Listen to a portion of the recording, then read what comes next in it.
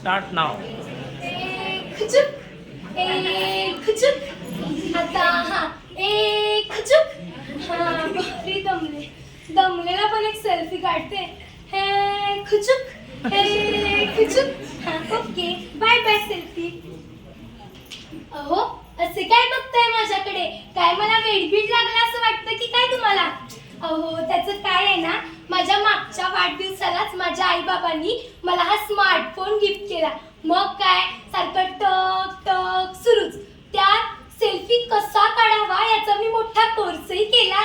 मग काय इकडे गेलं सेल्फी, तिकडे गेलं सेल्फी, जिकडे जाईल तिकडे सेल्फी सेल्फी.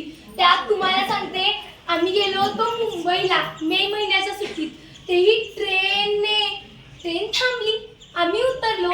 आजूबाजूचं वातावरण इतकं छान होतं, म्हणलं एक सेल्फी काढावा म्हणून अशी भारी पोज दिली बरं का. तितक्यात लोकांचा लोंढा आला आणि ढकलले गेले ना आम्ही मागं. आईने कशी बशी ओढून काढली, पण सेल्फी काढताच आला नाही ना, म्हणून आईची पोटभर बोलणी खावी लागली. ती वेगळीच. जाऊ दे, काय म्हणताय, का गेली होतीस मुंबईला? अहो त्यात काय नाही, नेहमीच लग्न. तुम्हाला सांगते फारच जवळचं लग्न होतं. म्हणजे माझ्या आईच्या काकूच्या नंदेच्या दिराच्या वंशांच्या शेजारी राहणाऱ्या पोळीवाल्या काकूंच्या मुलीचं लग्न होते. आता इतकं जवळचं लग्न आहे म्हणल्यावर नटणं मुरडणं आलंच नाही का. तुम्हाला सांगते असा भारी घागरा घातला होता, छान मेकअपही केला होता. आता इतकी सुंदर दिसतेय म्हणल्यावर एक सेल्फी तो बनताय ना, म्हणून अशी भारी पोज दिली बरं का. तितक्यात त्या काकूवाल्यांनी ओरडू लागल्या, वाचवा वाचवा, हर्षदाला चक्कर आली, वाचवा वाचवा. कसली चक्कर आणि कसलं काय, सेल्फी काढताच आला नाही ना.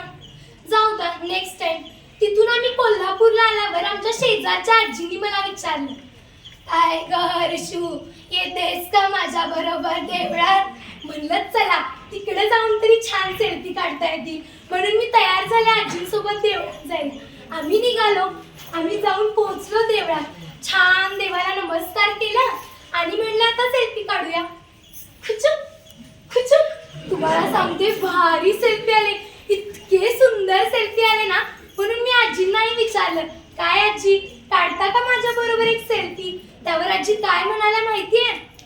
अगं हे हर्षू, तुझा हा सेल्फी कॅमेरा बंद आणि कृत्रिम, पण माझा मुक्त आणि जिवंत सुद्धा. तुला माहिती आहे ना, मी इथे शेजारच्याच महिला आश्रमात काम करते. तिथे असणाऱ्या प्रत्येक महिलेच्या चेहऱ्यावरचं हास्य म्हणजे माझी प्रतिमा, आणि पर्यायाने तुमचा तो सेल्फी का टेल्फी. आजींचं हे बोलणं ऐकून मी फारच लाजिरवाणी झाले होते. आता मी ठरवलं, विनाकारण सेल्फी कधीच काढणार नाही. सेल्फी काढेन तो माझ्या कष्टांचा आणि कर्तृत्वाच्या फ्लॅशचाच. धन्यवाद.